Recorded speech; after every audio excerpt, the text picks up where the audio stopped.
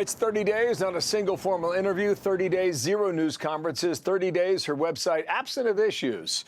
That's a campaign. Marie Harf, Karl Rove, Charlie Hurt, they are ready to get going. Hello to the three of you. Good morning. We'd have brought you on last hour, but it's probably too early for you all, but so welcome nonetheless. Well, especially after last night. Dana read the sports news. We're away.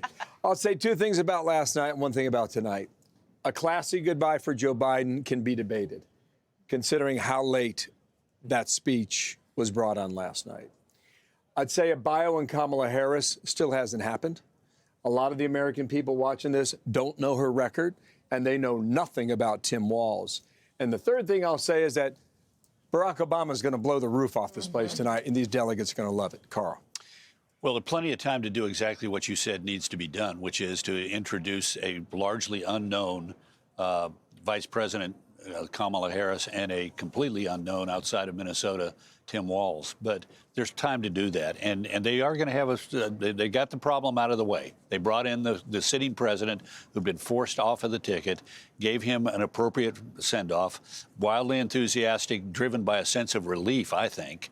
And not particularly good speech. They were grace notes at the beginning and at the end, but we've heard everything else that he had to say last night many times, and it hasn't moved the American people.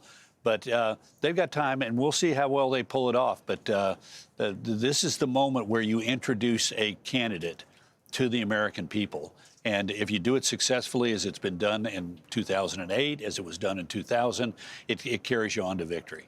One of the things that Harris needs to do is distance herself a little bit from Biden, but she has to pick her battles, and Biden is not going to let this happen easily. He is holding tight, and he kept talking to her how they did everything together. Bill McGurn writes this in the Wall Street Journal. If price gouging is responsible for inflation, why weren't grocers gouging during the Trump years?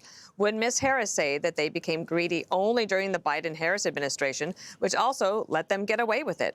So while Mr. Biden might have left the campaign stage, his record, which is also hers, is still there. So how will she deal with that? Well, we'll see. I think she's trying to find specific areas where she can, looking to the future, say, here's what I would do maybe a little differently, not break with him on things they've already done. I think tonight, Barack Obama will not only rally Democrats here, but will start that introduction process for Kamala Harris. He's known her for over 20 years. She knocked on doors in Iowa for him before the caucus in 2007 and 8, before many Democrats did. He's been a real mentor to her. So I think tonight you'll start to see some of that introduction from a beloved figure in the Democratic Party who won 2 national presidential elections start talking about her. You know, on issues like price gouging, I think that Democrats are frustrated that inflation has come down. But as inflation has come down, grocery prices and other things haven't come down at the same rate. And so how you talk about that to the American people, there are some companies who are taking advantage of this moment that didn't exist when President Trump was president. How they talk about that kind of economic issue is really important, because we know that voters in most polling prefer President Trump on the economy. By a lot. By a lot. Economic indicators. More than twice, actually. And economic 2x. Indicators are getting better. Inflation is down. Jobs are up. May not be enough time, Marie, Small businesses are coming online at an incredibly fast pace. So part of the Democrats' challenge this week isn't just to introduce her. It's to say we've done actually pretty well in the economy. Look at the stock market. And this is how we would do better than Donald Trump in his second term. That's where politics cuts off from reality, because then it goes to a feeling about how voters feel about where they are. It's a vibe, right? It's a vibe. It's a vibe. Charlie, you've been very patient. It is. Well, you know, it's interesting that is kind of the problem with inflation, though, is that inflation goes up and then prices don't go back down. That's kind of the nature of it. And then, but the alternative to that is deflation, which is usually what you get with a depression. But anyway, you know, I think it's kind of interesting. You know, what we'll see tonight with Barack Obama, it will be a tremendous show. Obviously, this is what parties are supposed to do. They're supposed to put on these big things that thrill everybody. Whether the degree to which it's breaking out past the supporters here in this room will remain to be seen. But it's up to the press to actually force Kamala Harris to actually answer some of these questions, and they're not doing it. She's not having to answer questions about the ways that she's departing from Joe Biden, and the press seems to be perfectly satisfied with that, and that's a real problem. Karl, last night you said that Democrats are falling in love and in line. Have you ever seen anything like it? No, this is normally what Republicans do is fall in line, but Democrats normally fall in love, and they're doing both this time around. I want to come back to something that Marie said, though. Bionomics, we're given a year and a half of things are better than you think they are, and we've done a good job.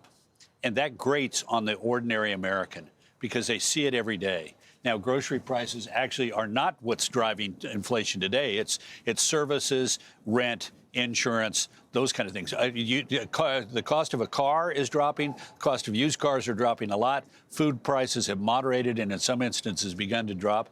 But saying things are better than you think they are and we've done a great job is what the American people say, you created this.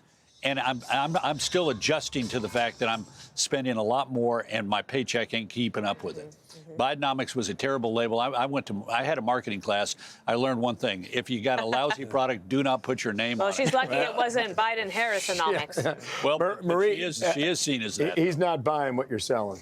I mean, Karl is right. This is what Democrats have been so frustrated with, that a lot of inflation was caused by things completely out of the president's control, and there's very little a president can actually do to bring many prices down. They can on some things, but not on everything. But then why then say that the business owners, like the grocery store owners, are greedy and that they're the ones that are going after middle-class Americans? If I was a grocery store owner, I would be furious. I do think that the American people understand that inflation is coming down and they're still paying too much for things they care about. But look, we know that, I mean, Karl's also right, that Democrats are falling in love and in line. And we have seen polling on issue after issue. Even though President Trump is still ahead on the economy, Kamala Harris is probably running 10 points ahead of Donald Trump on that issue. She's catching up to him. She's overtaken him on a number of issues. Look, this week is a really important test for Democrats because her rollout the last 30 days was pretty flawless. And the polls bared that out. When you go into hiding, you can do that. To Charlie's point, it's up to the media to call her out, and so far they haven't. I know we're out of time, guys, but 30 seconds to you, Charlie. So many things have happened in the past month and a half that have been unprecedented in modern politics. You'd agree on all this, right? Yeah. Really. Typically, you get a bump of 4 points coming out of a convention. I'm not so sure that happens here. She might have already gotten it. Well, maybe, but Or she might get more. There is also a chance that you could come out of this convention flat, dead even still. Well, one of the most unprecedented things we've seen over the past 4 weeks has been the propaganda campaign by the press, the political press, propping her up and not forcing her to answer any questions. And I agree with you, Dana, that she probably has already gotten that bounce. She maybe will get more of a bounce. But then coming out of here, it's going to go back to people's pocketbooks. And it's going to be people who are not necessarily engaged in staying up until 1 o'clock in the morning to hear Joe Biden say goodbye, but they're actually thinking about their own lives and whose policies were better. And I think that, I think that this will, as much as she's enjoying all of the press she's gotten, I think that it's going to be a very different game in a couple of weeks from now. Quick guess on that? This is about a 3-point race in the Real Clear Politics average. On this day, 4 years ago, Joe Biden was up by nearly 8 points, and 8 years ago, Hillary Clinton was up by over 6 points, and both of those races ended up being tight as a tick, settled by 70-some-odd thousand votes in 2016 and 45,000 votes in 2020. Bam. It's going to go to the end. All right. Loved having all of you on. This guy walks around with a whiteboard in his brain. He's got it all up Thanks, here. Marie. Thanks, Carl. And thank you, Charlie. I'm Steve Doocy. I'm Brian Kilmeade. And I'm Ainsley Earhart. And click here to subscribe to the Fox News YouTube page to catch our hottest interviews and most compelling analysis.